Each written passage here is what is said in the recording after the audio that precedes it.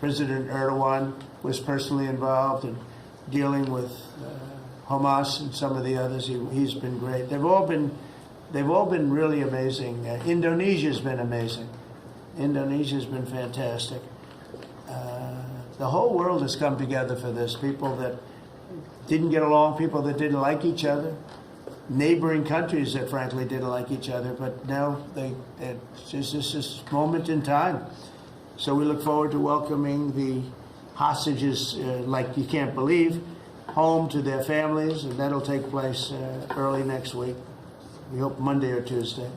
And all Americans should be proud of the role that our country has played in bringing this terrible conflict to an end. And I want to thank, some of the people, JD, you were fantastic, and Pete, you were great. Marco was fantastic. Some of you were very much involved. I'm looking around. So indirectly, I think almost everybody in this room was involved. Susie, I want to thank you very much. You were incredible. You've done an incredible job. So, and yes, John, what you've done was invaluable. CIA, John Ratcliffe, and he's done an incredible job. So I want to thank you all, and if I'm missing anybody, I apologize, but you've been amazing. And then you have Steve Witkoff, who worked so hard. And you remember we settled 7, this is number 8, we settled 7 wars or major conflicts, but wars. And this is number 8. And the one that I thought would be maybe the quickest of all would be Russia-Ukraine, and I think that's going to happen too. But in the meantime, they're losing about 7,000 people a week, and that seems pretty bad. They're losing mostly soldiers, young soldiers. They go out to war and they're getting killed. And while it doesn't affect us in a lot of ways, we've got a big ocean in between, you don't want to see that happen. It was a big mistake. That war should have never happened. It would have never happened if I were president. So we're here this morning for a cabinet meeting as my administration continues to deliver for the American people, despite the radical left lunatics that shut down our government. You have Democrats. They've lost their way. They have no leadership. We don't even know who to deal with over there. At least they know who to deal with. We have no idea who we're dealing with over there. It's like they have no idea what they're doing. Republicans have voted repeatedly to pass a clean, nonpartisan bill to reopen government at the same funding levels. We're not going to do anything only good for health care. We're really, I think, become the party of good health care. And they keep using health care as a cudgel. They want to try and get everyone thinking about health care. We're the ones that are saving health care. In fact, one of the things we're doing is we're going to be reducing the cost of medicines by 100%, 200, 300, 500%, and even more than that, because as you know, we're in the process of favored nations right now. We've exercised a clause because we were subsidizing the entire world. The entire world pays a fraction of what the United States has been paying. And we've already, numerous Pfizer and other companies have already signed, and other countries are a bigger problem because they've been getting a subsidized rate. We've been paying for years. This has gone on for 30 years. We've been reducing the rate of drugs for other countries because we've been paying much more than we're supposed to. And they used all sorts of ideas like research and development. I said, what about Germany? What about these other countries? Aren't they paying? No, we have to pay research and development. It was all nonsense, and I couldn't listen to it anymore. So it's a very radical, big, tough shift. Very tough. We got a lot of things going on there. But, you probably heard me say this in my first term, I think it was my 3rd year, we reduced drugs from the beginning of the year to the end of the year. And I was so proud of it. I actually had a news conference to announce it, and it was 1/8 of 1%. Think of that, which is barely a reduction. But it's the first time in 28 years that there was a reduction in drug prices for the year. So from the beginning to the end, it was 1/8 of 1%. And I was so proud of myself. I did something that nobody else could do. But when I started to think about it, I said, it doesn't make sense. And then I'm starting to look at numbers where a pill or a treatment or some pharmaceutical product is selling in Europe for 10% of what we pay for in New York City or in any one of our places, and cities, states. And then I see people leaving for other countries to go buy their pharmaceuticals, where they make journeys to various other countries, including Europe, where they got the best bargains of all. And I put an end to it. It's over. And now we're, in major, I guess, disputes, but we're winning the disputes by a lot. With the countries, a couple of countries said, we won't do this. I said, well, it's unfair that we're paying 10%, and, you're paying just a fraction of what we're paying for the same product made in the same plant. And they said, well, we're not going to do it. I said, that's okay. You don't have to do it. But I'm going to put a tariff of 9% or 7% or whatever the amount of money is. And I'm going to put a tariff on your country for the amount of money that you're taking advantage of us for. No, you can't. I said, yeah, I can do that. I'm going to do that. And they would immediately agree. And it'd make the tariff substantially more than the number we're talking about. And they would immediately agree. So we have the consent, I think, Bobby, of every country, essentially. They know that if they don't do it, we're going to put a tariff on for double the price, and then they're going to do it. So we never had that before. You never had anybody in here that knew what the hell they were doing, I'll be honest. It really makes me angry. Because for years and years, and this started many years ago, and basically we subsidize the world. So this is going to have a huge positive impact on Medicare, Medicaid, even Social Security. But anything where there's pharmaceuticals, drugs involved, it's going to have a tremendous impact. So we're going to get drug reductions of 100%. I told you 1/8 of 1% that I was proud of myself. Now you're going to get 100%, 150%, 200, 300, 400, 500%. You're going to get the biggest drug reductions that you've ever seen. And they're already, I guess they're starting to kick in, but we've made deals with numerous companies we're going for the full ball. We want whatever the price is. So that would mean that the world price, because the world is bigger than the United States, a lot more people, but the world price will go up a little bit and our price will come down a lot.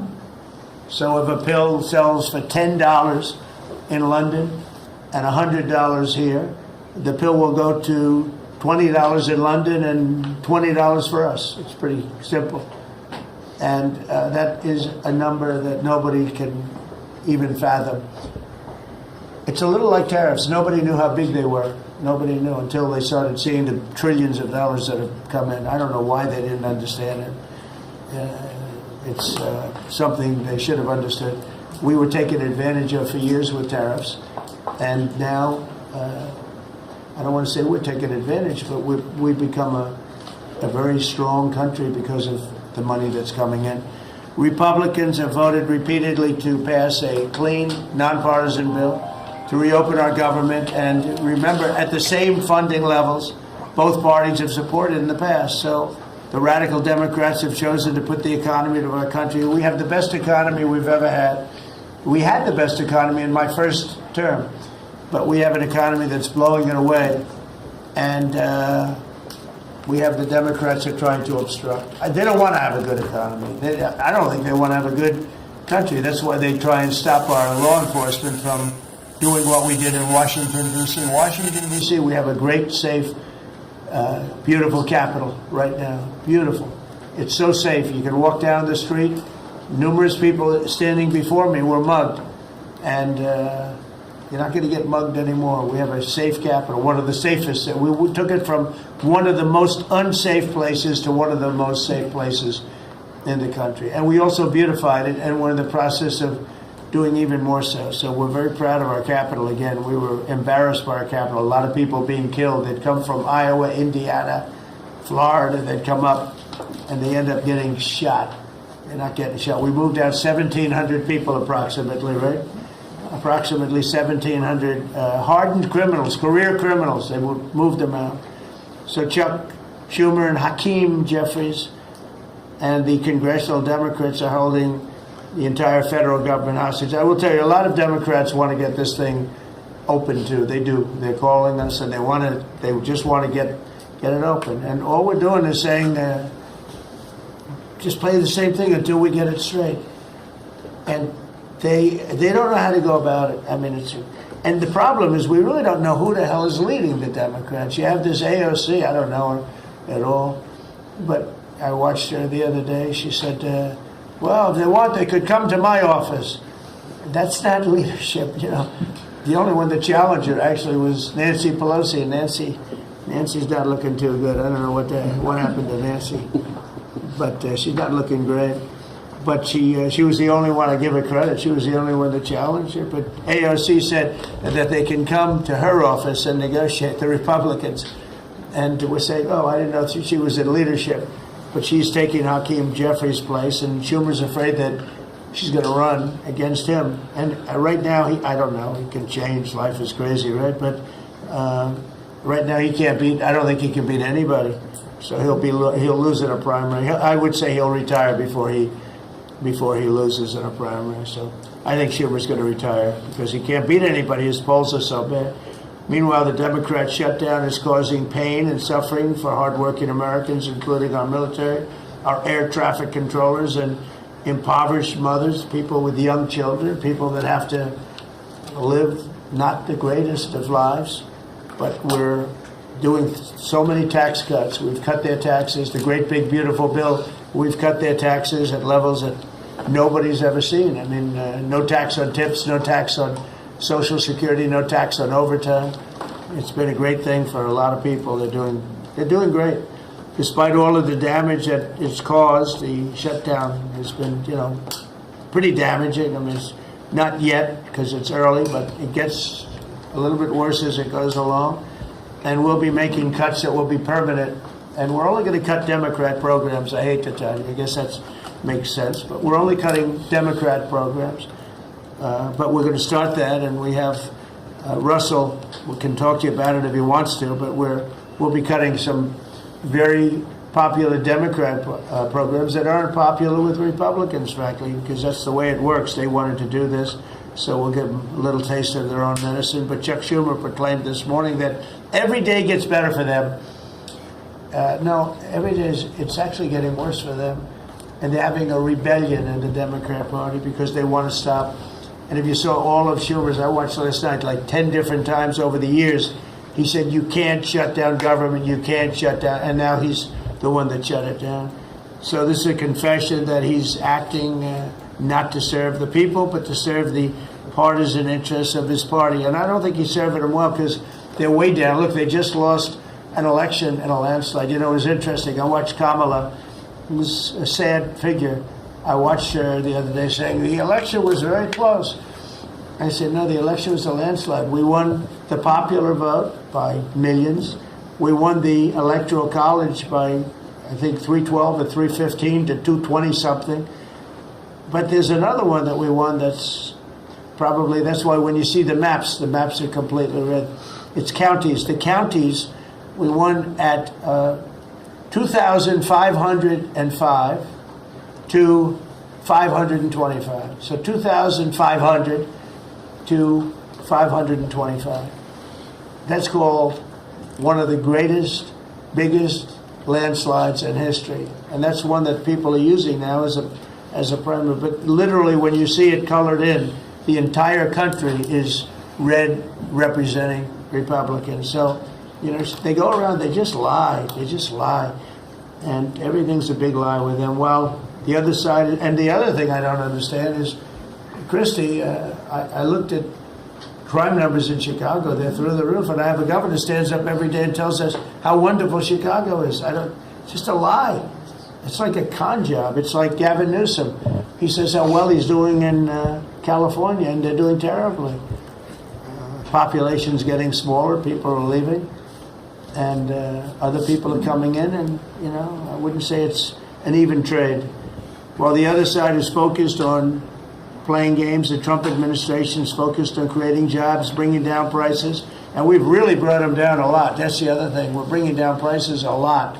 We're bringing down grocery prices, but the big thing is energy. When you bring down energy, everything comes down, and the energy prices are way down. I see we're down to about $61 now a barrel. And what gasoline's going to be, I think gasoline's going to be below $2 at some point in the pretty near future. It's very low, much lower than it was under Sleepy Joe.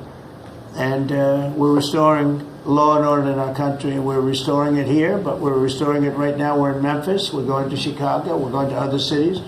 Many governors are asking us to, including Democrats are trying to ask. I don't know what the big problem is. If I were a Democrat governor, I'd be saying, whatever you can do to get crime down, I'll take anybody. You can bring them in, I don't care who it is. A lot of people said that. They interviewed women, these beautiful women in Chicago, black women with a MAGA hat, a red hat. They said, we don't care who he brings in here, but this place is really dangerous. We just want crime to stop. It's true. They don't care. You know, they don't differentiate between the National Guard and the Marines. They don't care. They'll take anybody. And that's the way it is. I mean, they want what we did in D.C., they want to happen to them. And it's happening in Memphis already. I see in less than a week, the numbers are really good. And it'll be great, and we'll fix that. We'll go to various other places, and we're going to be stopping crime in our cities, and that's a great thing, and we won't get credit for it, but it's a great thing. We've launched a historic campaign to take back our nation from the gangs and the street criminals, violent repeat offenders, illegal alien lawbreakers, domestic extremists, and savage, bloodthirsty cartels. And very little, by the way, is coming in by water, in case you haven't known. The drugs aren't coming in by water. In fact, we can't even find any boats in the water anymore. We had boats, we were like a subway train loaded up with drugs. Every single boat that you see getting taken out kills 25,000 Americans. Think of that. Because it's pretty tough stuff. But it kills 25,000 Americans. So when you hear that, it's no longer tough. But here in Washington, we've deployed federal law enforcement and National Guard to restore public safety, and we're working to replicate that in numerous places all over the country. And we have a very powerful military. We have a very powerful National Guard. I want to thank the governor of Texas, who has been, as usual, great. Governor Abbott, he gave us 400 troops without even a question. And we have other governors likewise doing what has to be done, because they know we have to confront crime. We're directly confronting the sinister threat of left-wing domestic terrorism and violence, including the terrorist group Antifa. You saw that yesterday. We had a news conference. Antifa's out of control in Portland and other places, but mostly Portland in the case of Antifa. And we had people that were really badly affected by them. It was terrible. So one of those things, but we're knocking the hell out of them. And we're looking for the people that are funding them, and those people are going to be just as guilty as the people that smack people over the head with a baseball bat. And I'd like now to ask Attorney General Bondi and Secretary Noem to discuss this a little bit and tell where we are. And then we'll go around the room. We'll go quickly. We're going to go quickly if we can, because we have a lot of things to do, including I won't be spending that much time here because I'll be leaving fairly soon for the Middle East. And I'm very honored to be involved with that, I'll tell you. It's a great thing for our country. People are so happy about it. I've never experienced anything quite like it. I've never seen such universal praise for being able to do something. No, it's something that nobody thought was possible, and we're going to end up having peace in the Middle East. Who would have thought? So, Pam, could you start, and then Christy, please. Sure, President Trump, and despite the Democrat shutdown of our government, our law enforcement officers are out there working without paychecks, round the clock, to keep and make America safe. Secretary Hegseth and I were recently in Memphis. We had 1,100 law enforcement officers in one room with us. The Memphis PD, they were the happiest to see us, don't you think, Secretary Hegseth, of anyone. We had ATF, DEA, FBI, U.S. Marshals.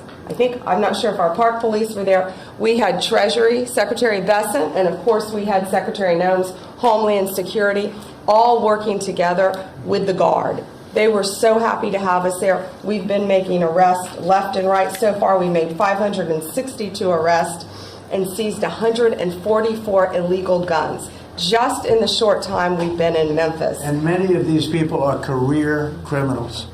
And when you take them out of a place, your crime rate just goes down. These people commit crimes every single day. They're sick. And we're taking them out. In some cases, we're bringing them back to their countries where Biden allowed, with the stupid open borders that we had in our country, to come in. But they're being brought back to other places or they're being put in jail, but they're career criminals. President Trump, last night alone, we made 91 arrests, 19 firearms off the streets, and one was a warrant for a homicide, and 4 sex offenders who had active warrants. One was a sex offender on a child. Everything we did in Memphis was worth it, in my opinion, for that one arrest. Think about that. We got a child rapist off the streets, but yet we've made 562 arrests and still going strong in Memphis. Just what we did in D.C. But it's because it's all of us. It's a team working for you to make America safe all together, round the clock. Thank you very much. Thank you, Pam. Thank You're you, doing a great President job. Trump. And it's amazing that we're not getting cooperation from Democrats. It's like, it's a new issue. You know, we have all the old issues of the wall and the border and all of the things, men playing in women's sports who they still want that, transgender for everybody. All these issues are so crazy, but we have a new one. It's called crime. We stop crime and they allow crime. They want crime. It doesn't make sense. I think it's as ridiculous as the other things that we talk about all the time. But I've added it onto our list, a 5-letter word called crime. We stop it, and they actually incite it. It's crazy. You would think they'd want them. You'd think they'd want Christy and Pam and all of the people. If we needed the military, people will be there. We've got a massive military. We have the best numbers we've ever had for recruitment. We have a lot of people now. We have people that can't get into them. In a great economy, they want to be soldiers again. A year ago, they didn't want to even think about it. Same thing as with police and firemen, everything. They want to join. They're proud of our country again. Christy, go ahead, please. Well, sir, thank you for your leadership and for deploying all of government to help us keep our country safe. You have talked extensively about how threatened our ICE officers are, but all of our law enforcement out there. And we saw the shooting in Dallas at that facility, so we're hardening all of our buildings and making sure that we have more security measures, snipers on the roof, people to protect our law enforcement while they're out there on the streets. But what I'm also doing, sir, is, and with your authority, is we're purchasing more buildings in Chicago to operate out of. We're going to not back off. In fact, we're doubling down, and we're going to be in more parts of Chicago in response to the people there. And then I was there a few days ago and looked at some facilities that we can deploy more law enforcement out of. Because what they're trying to do with these riots and violence is distract us and keep us from going after those murderers and rapists that are out in the streets. And then I was in Portland, went out and back on Tuesday, and met with the governor, met with the mayor, met with the chief of police and the superintendent of the highway patrol. They are all lying and disingenuous and dishonest people, because as soon as you leave the room, then they make the exact opposite response. So we're looking at new facilities to purchase. They're in Portland too, and we're going to double down. And I told them if they didn't meet our demands for safety and security on the streets and work with us, then we were going to bring in more federal law enforcement. So I want to thank Pete and the Department of War for all their help. They've been fantastic. But while we fight litigation and work with Pam on that, we're going to send more of our resources and men and women out there to keep everybody safe. So no worries. What we see in D.C. and what we see in Memphis for benefits for people in the safety and security, we'll see that in Chicago and Portland. And the numbers in Memphis, it's only a week, but the numbers have been amazing, I understand. That's exactly right. The crime numbers are way down. Fantastic. And it shows what a partnership can be between local law enforcement and the federal government. And if we have to do it the hard way in Portland and Chicago, we will. But the people demand. And President Trump, my lawyers are in court right now as we speak for you, arguing in Chicago and Portland to keep them safe, to bring in the guard. The government doesn't want it there, but we do. We're going to keep their citizens safe, thanks to The you. people want it. I don't understand the politics of it. I don't understand why Pritzker is trying to protect people that are really bad. They're more scared of the anarchists that are on the street and the politics of it than they are of doing the right thing. I think they're afraid. Yeah, I think me they're too. threatened. They don't tell us, but I think Pritzker's threatened by people. Because there's no other reason that this could be possible, that they don't want to have a safe Chicago. And we can solve the problem very quickly. And we're doing that anyway, regardless of if he doesn't want it or if he does want it, we're doing it anyway. So make sure. I asked the mayor that himself. He said that Portland was perfectly safe, a beautiful city, no problems. And I said, well, why did you clear the streets for me today then and build out a 4-block radius to make sure I could get in and out of here? And these people on the street screaming death to ICE. There's graffiti that says Molotovs melt ICE. We have the guillotines. We're going to use them. Portland's almost different. It's like anarchists. It is. It really You know, is. it's really different than a lot It's of the awful. others. This is a sick situation, but those are anarchists. Those are people that want to overthrow government. They're really degenerates. And we're finding out who is supplying all of those beautiful signs and everything Well, else. Scott's been fantastic. His team finding the financial networks is great. That's what Okay, gives everybody. Scott will do that. That's easy for Scott. We got a great team, sir. That's good. How about we go to Marco? You can talk a little bit about what's going on, and Well, go ahead. yeah, Mr. President. I don't know if one day perhaps the entire story will be told about the events of yesterday, but suffice it to say, it's not an exaggeration that none of it would have been possible without the President of the United States being involved.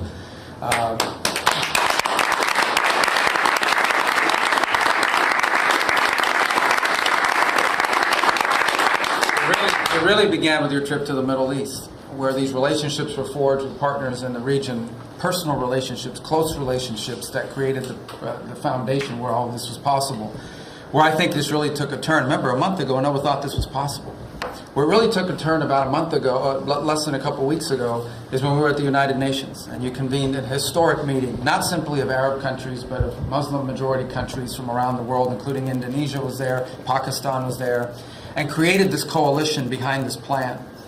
Then on that following Monday, you met with the Prime Minister of Israel here, and that plan was presented. And then, of course, our great negotiating team followed up on it.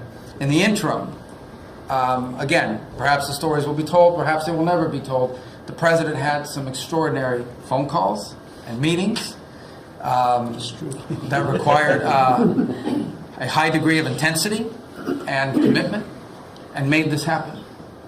And I think what's important to understand is that yesterday what happened was really a human story. There's a geopolitical aspect to it, there's no doubt about it. It creates the conditions for Gaza to one day be a normal place again, and people to have a better life, and Israelis to be safe.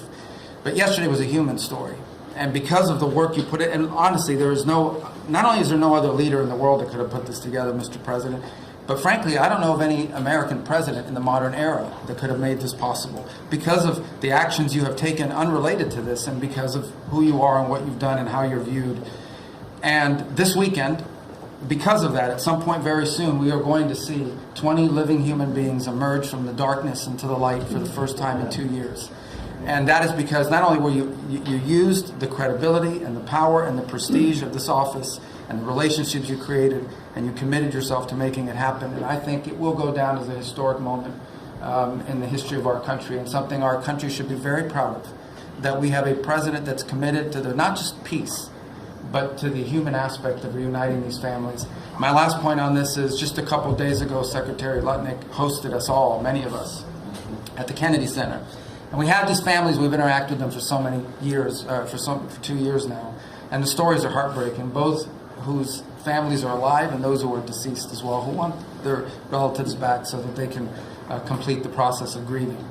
And we had all hoped that perhaps that was the day that we would have an announcement for them on the anniversary of the 7th. But I know you were able to speak to some of those families last night. And I just hope the whole nation understands how incredibly proud they should be of their president and of their country for the role that they've played. And I don't want to let this moment pass, Mr. President, without also noting the incredible work of Steve Witkoff and Jared Kushner. Yeah. They're an incredible team working together, facing some substantial impediments to even being there this weekend and doing it. Let me just leave it at that. And they've done a great job on your behalf, Mr. President. They deserve a tremendous amount of credit. But thank you for what you've done for the world. For the world. Thank you very much, Rose. I appreciate it. I think because we have a very busy day with all that's going on, what we'll do is maybe just a few of you raise your hand if you'd like to say something that don't talk too long. He's doing such a great job. So good that he could talk all day. That's the problem, right? But and what we'll do is just take a few hands, and then we'll go back to getting peace done. Okay? We'll go a little bit quicker. We'll take a few questions from the press. Go ahead, please. President Trump, I just want to double down on what Marco was sharing. such a remarkable accomplishment. Agree that no other president could have done this, but what set the groundwork for you able to do that? When you took office on January 20th, you made a 180-degree turn in our military strength with Pete's leadership. You were the master class in peace through strength. So militarily, we've completely turned around. We've demonstrated that through execution against Iran and others, that we have force. We want to end wars, but we'll use power if we have to. And then secondarily, peace through strength is also the prosperity, having the strongest economy and being willing to wield the power of a tariff in addition to the military power to reorder the globe. Those two things that you're standing on, both economic power and military power, allowed these negotiations to go forward. And I think as you've described the importance of these economic negotiations and all the trade deals, but that also begins with another 180-degree turn, and that was the 180-degree turn on energy. You have used energy diplomacy to bring prosperity to the American people, and you've used it to bring peace abroad. The combination of those three things have been remarkable, and now we're seeing the remarkable result. And we got one more that I know you want to end with Russia and Ukraine. Energy is going to play a key role in that. And now with this historic agreement, we're in a position working with the Middle East to also end the Russian-Ukraine conflict. So again, congratulations. Thank you very much, Nick. I appreciate it. Maybe I'll go to you for a second. You can just cap out what he said about the military, how well we're doing and how big it is and how strong it is.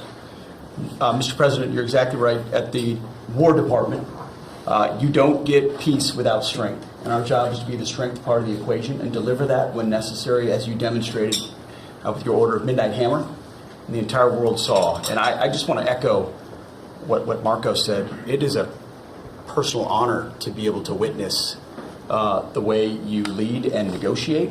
I wish people had a full understanding of what that looks like, that historic nature. A lot of us vets, the Vice President, Tulsi, Lee, Doug, probably after decades of war and the chaos that was unleashed through reckless and foolish American policies, never thought this kind of peace would be possible. Yet, with your strength, with your ability to wield trade negotiations, personal relationships, to open up that opportunity is truly historic on the world stage. And it creates a whole number of other cascading effects. And watching Marco and the Vice President and Steve and Jared, the CIA director, everybody come together to make it happen. You've formed a phenomenal team, Mr. President. And at the War Department, our job is to make sure if and when there's question about American commitment, the whole world knows we've got the biggest, strongest, most lethal, and most ready War Department in the world, which is true, which is why we saw record recruitment in 2025, Mr. President. The first 2 weeks of 2026 already blows that out. FY 2026 already blows it out of the water. In fact, re-enlistment has already met its year-long goal in the Marine Corps in 2026. 2 weeks. Okay. You can't. There's no other way to create that kind of love and enthusiasm than with your leadership, sir. And it is an honor to work with Pam and with Christy and the cities across the country to make sure American citizens and law enforcement are protected with our National Guard. That's a core mission. And last thing, Mr. President, on the southwest border, the first group that rotated in to lock down that border to zero crossings is now rotating out, and with a new border medal, the Southwest Border Medal, or it's actually called the Mexican Border Medal, revived from 1918, that will be pinning on their chest. So thank you for renaming the department, and we're trying to live up to it every day. Thank you, sir. I mean, think of this. We have record numbers of recruitment. 1 year ago, there were stories, front-page stories, so we couldn't get anybody to join the Army, Navy, Air Force, Marines, Coast Guard. My beautiful, I call it our beautiful Space Force. I love our Space Force. It's turned out to be very important. But we couldn't get anybody to join. Nobody wanted to join, including our police and fire. They didn't want to join anything. Recruitment was embarrassing. We couldn't get anybody. And now we're brimming. Now it's, and they're getting in based on merit now. A soldier's a soldier. They come in now based on merit, not based on woke stuff that anybody can qualify. You have to qualify for jobs. You have to qualify for certain types of jobs. And it's amazing. So we were embarrassed a year ago. Think of it, a little bit more than a year ago. I think it stopped on November 5th. I think it really started, this all started on November 5th, the election day. but now everybody wants to be, and we have an overabundance, and maybe we should raise it a little bit. I don't know. I like that idea, sir. But we could raise it. But we have so many people want to join, and they're proud of our country again. JD, could I ask you to say a few words? Yes, sir. So just a couple of things. Mr. President, first of all, congratulations on yesterday. It was a big day. To Marco, to Susie, to the entire team, but in particular, viewing it from this perspective where for months the fake news media attacked you, attacked the entire team, attacked your approach. You know, the definition of insanity is to do the same thing again and again, expecting a different result. The reason we're here is because the president actually charted a different course with a different team. He vested a lot of authority in Steve Witkoff in particular, and that's why we're here. It's because you did something different, and I think it's important to recognize that. I also think the president, you know, Marco mentioned the president's personal touch being a big part of this. The one thing I would say is obviously the president of the United States, a New York real estate billionaire, one of the most famous New Yorkers in the world, has a lot of interaction with a lot of people who are very pro-Israel. I think that was an important set of experiences and life experiences that he brought to the table.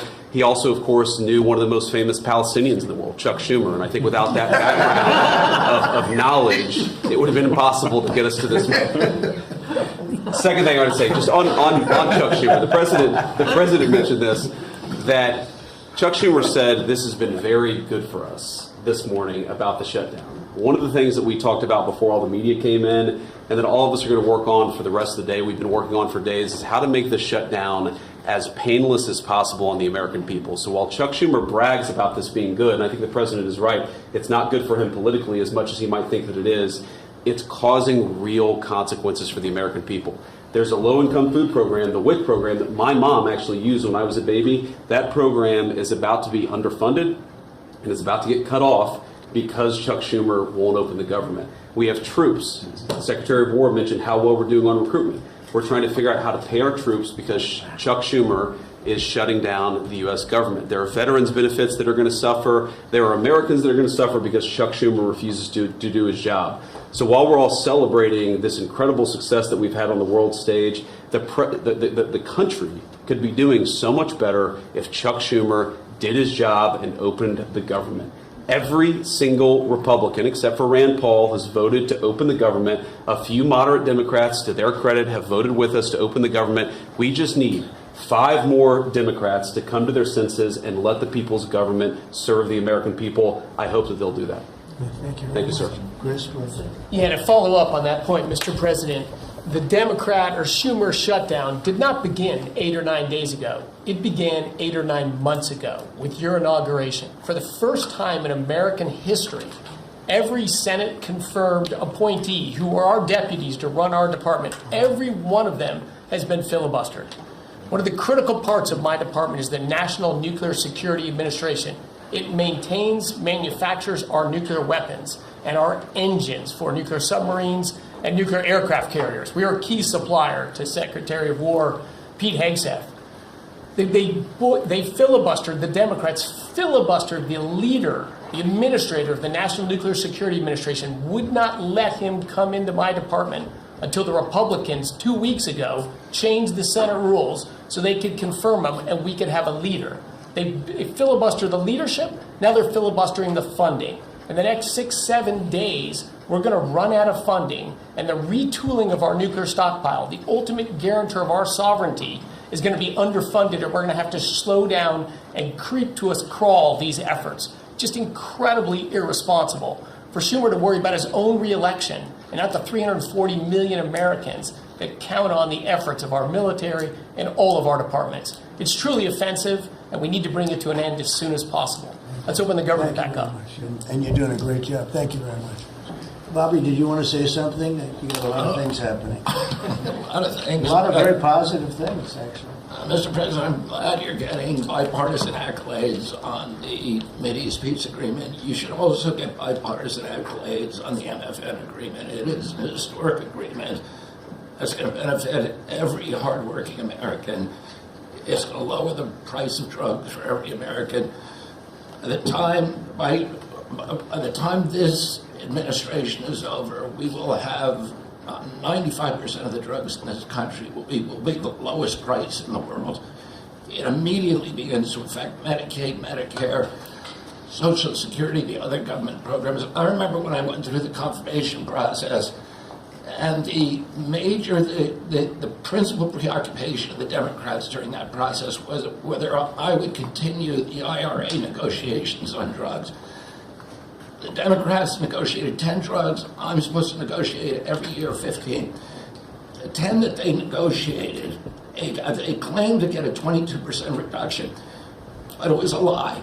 It was 22% under the list price, which was actually higher than the price we were getting. Medicaid, Medicare ended up paying more for those drugs than they were paying beforehand. They only got a benefit on one drug. One was tied. 8 of them were lower. So they should be applauding what we're doing now. We're doing something that every administration, Democrat, Republican, has been saying that it was going to do for decades, and you got it done because you understood the power of the tariffs. We had leverage over these companies. And you did it in a way which you asked us to do, to negotiate in a way that was not going to stifle innovation, that was going to make sure that those companies could bring their production home, and they are doing that. And it was a profound success. It will affect every American for 100 years. And you should be getting bipartisan accolades on that. I'll say one other thing about Tylenol, only because of this. This morning before I came in here, somebody showed me a TikTok video of a pregnant woman at 8 months pregnant. She is an associate professor at the Columbia Medical School. And she is saying F Trump and gobbling Tylenol with her baby in her placenta. And the level of Trump derangement syndrome has now left the political landscapes, and it is now in the realm of pathology. And a mother could overwhelm millions of years of maternal instinct to put her baby at risk. And all you have to do is look at the studies which you and I talked about. It's not dispositive that causes autism. It is so suggestive that anybody who takes this stuff during pregnancy, unless they have to, is irresponsible. There are 15 rodent studies. Every one of them shows if you give it to the mother, the babies, and particularly the male babies, have profound neurological and behavioral changes. There is a study from Johns Hopkins on cord blood where they divided women into 3 categories: those who had the least acetaminophen in their cord blood, and those who had the most. The ones with the most had 3.6 times the rate of autism in their children. The middle category had 2.2 times, so it's a dose-related response. And there are dozens of studies that show the countries that use the most have the highest level of autism. Cuba has the lowest level in the world of acetaminophen use, and it has the lowest autism rate in the world. So this is not dispositive. It is not proof. We're doing the studies to make the proof. But in the meantime, the precautionary principle should apply. And any mother who is taking this stuff during pregnancy just to get back at Donald Trump is doing something that is pathological. And we're seeing that across the board. I got a lot of other stuff to talk about, but I know we got a short time here. But thank you, Mr. President. You're making our country healthier. Thank you, Bobby. Could you just say, for the record, state what the autism was, let's say, 20 years ago and what it is today? In 1970, the largest epidemiological study in history was performed. 900,000 kids were looked at. They were looking for autism in Wisconsin children. They looked at every child in Wisconsin who was 8 years old. They found an autism rate of 0.7 per 10,000. So almost close to 1 in 20,000, less than 1 in 10,000. Today, the autism rates are nationally 1 in 31, but it's actually much worse than that because California, which has the best collection system, reports an autism rate of 1 in every 19 children, 1 in every 12.5 boys. This is a national security issue. There is nothing more important, and I'm grateful to you, Mr. President, because you know the flack that you take for talking about this issue. You've shown courage and you've shown leadership, and I can't thank you enough for letting me do this work. Thank you. So think of that, 1 in 20,000, and now it's 1 in 12 for boys. 1 in 18, 19 for girls. So obviously there's something that's artificially, I think, induced, something, whether it's the vaccines in terms of these massive vaccines that are twice the size of a jar like that, of a glass of water like that, I mean, into a baby's body. And I've suggested get them in doses, get them in, maybe 20%, 30%, but smaller, not such a big. I think, that. And we had certain recommendations, the MMR, take them separately. The measles is already separate now, and it works out much better, but there doesn't seem to be any impact if you take it separately. If you take it as a combination, it's not so great. And some other things, but I would say don't take Tylenol if you're pregnant, and when the baby is born, don't give it Tylenol. You can avoid it at all, just don't give it Tylenol. I'll say this Really, also. what do you have to lose? You really don't have much to lose. Yeah, go ahead. There's also there's many other confirmation studies. There's 2 studies that show children who are circumcised early have double the rate of autism. It's highly likely because they're given Tylenol. None of this is positive, but all of it is stuff that we should be paying attention to. But there's a tremendous amount of proof or evidence. I would say, as a non-doctor, but I've studied this a long time ago. I met Bobby in my office 20 years ago. We were talking about the same thing 20 years ago. And I was a real estate developer. It bothered me that it seemed to be getting worse, but it's so bad now when you hear these numbers. It's not even really sustainable. I don't know how people do it, but there is some very strong evidence on Tylenol. In fact, at one point, I guess the company gave a warning. They still don't recommend it during pregnancy. That's the weird thing. They're not recommending it, and that's the company itself. So just don't take it. Don't take it. If you're a woman, don't take it, and don't give it to the baby when the baby's born, and I think that's going to have an impact. But I'd also get the shots in smaller doses. There are a few things, we gave a few things that just seem to be, and I think you'd get that number way back up. Think of it.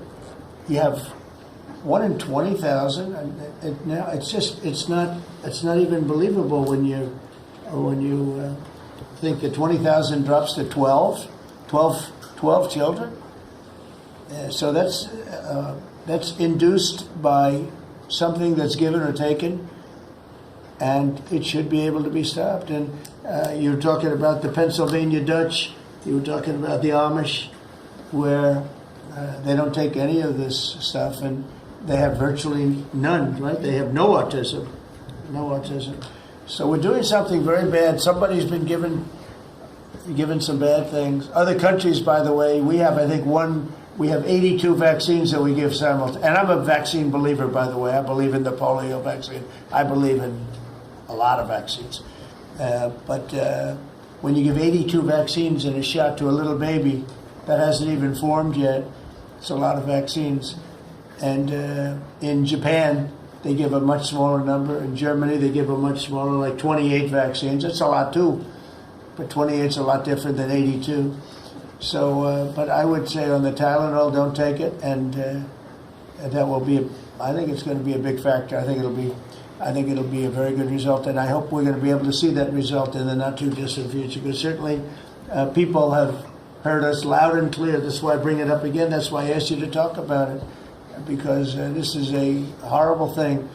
And if you don't take it, I mean, you have to tough it through sometimes. There are other things you can do, but you have to tough it out. It's easy for me to say. But I think you're going to see numbers that it'll be so significantly improved, and maybe fully improved. I mean, there's something there. There's something going on, and we have to address it. And so I'm addressing it the best I can as a non-doctor, but I'm a man of common sense. Okay, any other questions? I'd like to comment on the workforce. Mr. President, a lot of people are calling to give you the Nobel Peace Prize after this peace deal that you managed to achieve in the Middle East.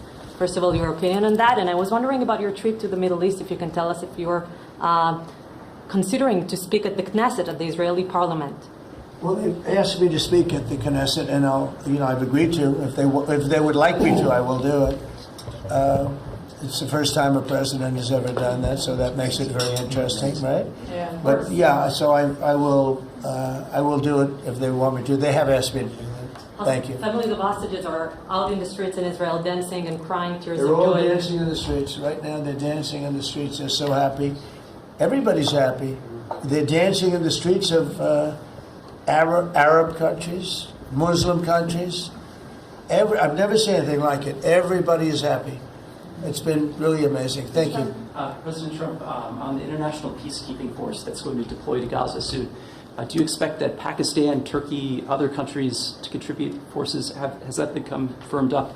And also on the shutdown, it seems like in the House there's a majority support for a temporary extension of the Obamacare subsidies, perhaps minus the funds for illegal immigrants. Is that how you see the deal to end the shutdown happening? Well, I see the deal just getting extended as we continue to talk. But we're willing to pay because we're paying. You know, it's very simple. We're paying.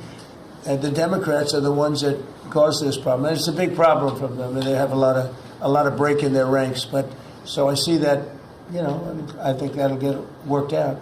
But we want to get back before we do this. We don't want to have a gun held to our head. We don't like that. And the public doesn't like it either. So we want to get back. And I think it's going to work out. I think it's going to work out very well. It's something that shouldn't have happened. This was supposed to take place before the election. You know, this was supposed to take place on September 28th before the election. We shouldn't even be talking about this right now. This is actually something that shouldn't have even happened. Yeah, please. Mr. President, looking ahead, what guarantees Hamas disarms and that Israel doesn't resume bombing once the hostages Well, are the first released? thing we're doing is getting our hostages back. Okay, and that's what people wanted more than anything else. They wanted these hostages back that have lived in hell like nobody has ever even dreamt possible.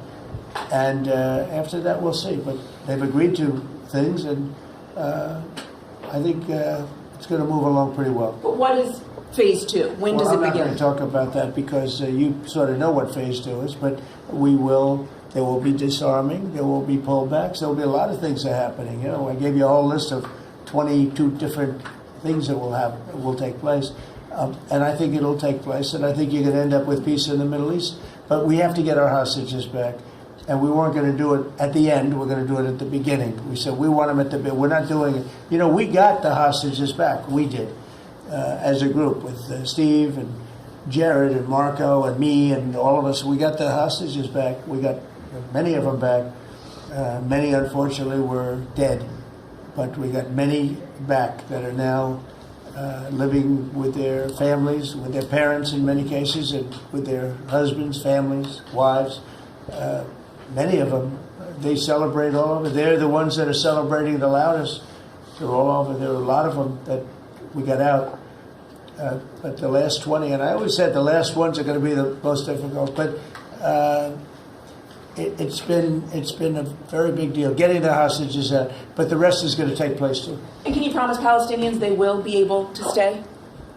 Well, they know exactly what we're doing. We're going to create something where people can live. You can't live right now in Gaza. The place is it's a horrible situation. Nobody's ever seen anything like it.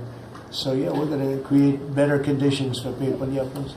Mr. President, excuse me, what kind of security guarantees is the United States going to make for Gaza? Well, we're going to work with very wealthy countries that love people, frankly. I know them very well. They love people, but they love Arab people, and they love Muslims, and they love, I think right now they love everybody, and they're immensely wealthy, and they're going to be involved in putting up money, and for them it's a small amount of money. For somebody else it's a large amount of money, but these are the wealthiest countries in the world, and they'll be very much involved in making it as good as possible. And what's your take now on a two-state solution, sir? Just to follow up on that. What? What is your view now on a two-state solution for the... I don't have a view. I'm going to go with what they agreed to. Mr. President, given that there are some tough provisions for Israel in this agreement, are you at all concerned that Bibi Netanyahu may not continue in his post? He may be deposed. That Bibi may go a little bit out of whack? That he may no longer be prime minister when this is over? Look, that's politics. It could be. I don't know. I think he's very popular right now. He's much more popular today than he was 5 days ago. I can tell you. Right now, maybe people shouldn't run against him. 5 days ago, it might not have been a bad idea. No, Bibi's become. This has been a very good thing. I don't think he did it for that reason. Okay, but I think just looking as an analyst would look at this, I think Bibi should be very popular right now. Yeah, please. What will happen if Hamas says that it cannot locate or was not able to find all of the deceased hostages' bodies within the time Well, we'll frame? have to see. I think that's going to be, it's largely been answered. We know where most of them are. Actually, the bodies are a bigger problem because some of the bodies are going to be a little bit hard to find. It's a terrible thing to discuss even, but you understand, we're all people, we're grown-ups, we understand life. Nobody can understand this stuff because this could have taken place, but we have the hostages for the most part, and so I don't think it's going to be overly big. The situation with the bodies, they say 28. Some are going to be a little bit hard to find, but we're going to do the best we can. Yeah, please. If they don't find them within the time frame. Please. Thank you, sir. Regarding Jared Kushner's role in the negotiations, can you explain a little bit about why he came on at the last minute? And then in regards to the WIC program that the Vice President mentioned, do you know when the funding that you promised through the tariff revenue will actually go through to communities? Because there's reports that WIC providers are actually starting to close down today. Well, okay, let me just answer the Jared. So Jared's a very smart guy. He did the Abraham Accords. As some people say, the Abraham, which I love the way that sounds. But he did the Abraham Accords. It was a great thing. 4 big countries joined. If I were president, if the election would have been a correct election, which it wasn't, you'd have every country in there. Maybe even Iran would have been in there, frankly. But you'd have every country in. Now, by the way, that's going to be filled up rather quickly. People want to join the Abraham Accords. And I put Jared there because he's a very smart person. And he knows the region, knows the people, knows a lot of the players. And the combination of him and Steve Witkoff and Marco and Cooper, who as I hear has been fantastic, and others that were involved. JD was very much involved. I mean, we had a very smart group of people working. We had a lot of different players, different countries, and very diverse countries, very different from each other. They had certain things in common, but they had a lot of things, mostly things that were not at all common to their countries. So we had a very smart group of people. These are high IQ people. Okay, I talk about how many low IQ people we have in our government. We got some real low ones, but some shockingly low. But these are very high IQ people, and that's what we want. I like high IQ people. Yeah. Mr. President, thank you. Can I ask you about the China? You're meeting with President Xi. The Chinese have now set to put in new export controls on rare earth minerals, and they've stopped buying soybeans from the U.S. What do you hope to get out of that meeting now with President Xi? Well, we'll see. I mean, I just heard this a little while ago before we came in, so I haven't been briefed on it. The export. I mean, look, we have the ultimate export. We have import, and we have export. We import from China massive amounts, and maybe we'll have to stop doing that. But I don't know exactly what it is. Neither do you. Neither does anybody. It's a little bit soon. I just heard about it.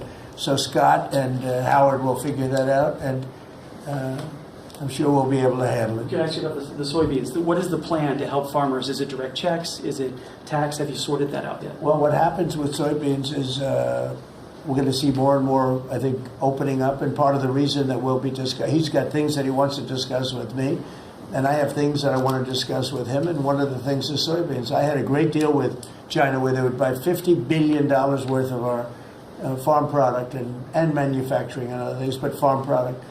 And it was going along well. Then when the election turned out to be a rigged election and we had the wrong guy get in there, he didn't do anything about it. I used to call up President Xi every 2 weeks, or I'd call up people in China, say, you got to keep going, you're not buying the amount that you agreed to. And this went on for, ever since we signed the agreement. It was a great agreement. So they used to do 15 billion. and I got it up to 50 billion, 50, and it was great. Then when Biden got in, they just never adhered to the agreement, and nobody in Biden's group, as you can imagine, did anything about it. So it just sat there for 4 years, and they didn't adhere to the agreement. And it's hard to go back after 4 years of nobody calling them, but I used to call them every 2 weeks. I'd say, you're a little low, or I appreciate it. Oftentimes I'd say, thank you very much, you are totally adhering to the agreement. But we had an agreement, they would buy $50 billion worth of our product, mostly farm product. And the farmer, remember I said to the farmers, buy larger tractors and more land. And that's exactly what happened. They did well. But we do suffer. I'd like you to discuss that maybe for a second, Brooke. Sure. Very quickly, by the way. Yes, sir.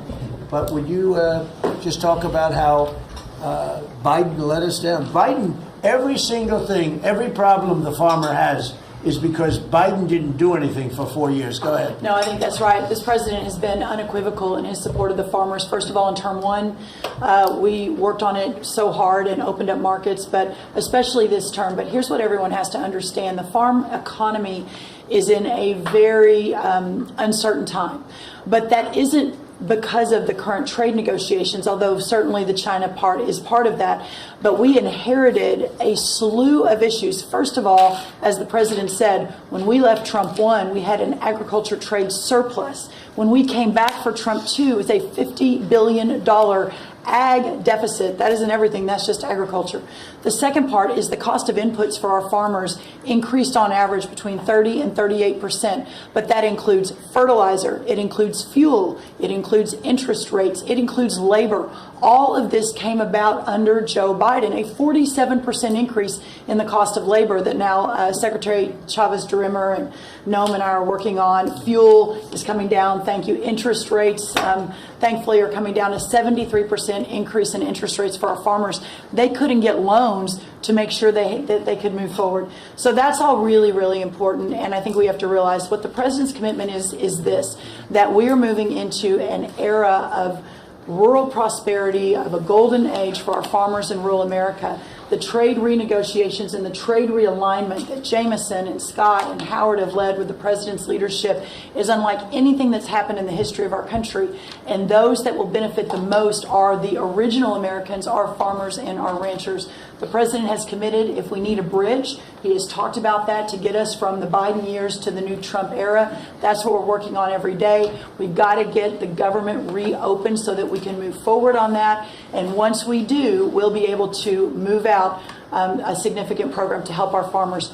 Long term, we have to change this hamster wheel of government. We've got to ensure that the farmers have the market to sell, and it's a national security issue and onshoring a lot of the food as well. Okay, So, sir, thank you. Thank you, everybody. I think that's enough. Thank you, The country is doing very well. Thank you very much, everybody. Thank you, guys. Thank you. Let's go, guys. Thanks, guys. Let's go. Head out, guys. Thank you. Right this way. Thanks, guys. Grab the camera. We can come back. You're welcome. You head out. Thank you. Of course. Check them out. Come on.